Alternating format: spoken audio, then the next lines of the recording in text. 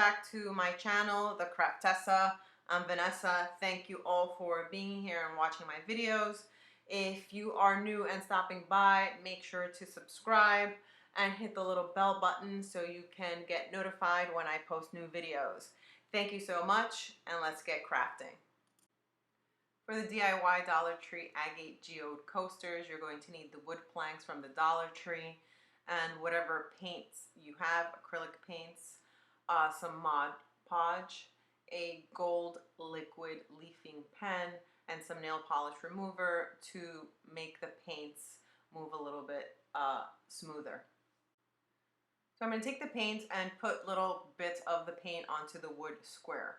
I'm just going to mix them up in no particular order and see what I get. Now I'm going to take a little bit of the acetone and put it right over the paint so the paint will move a little bit smoother. So the painting process is really going to be trial and error.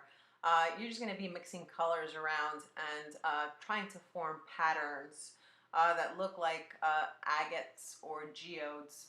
So I just spread paint all over the wood coaster, add a little bits of acetone, very little acetone to the paint, and I just painted patterns. So it's basically trial and error. Let's see what the finished result is going to look like.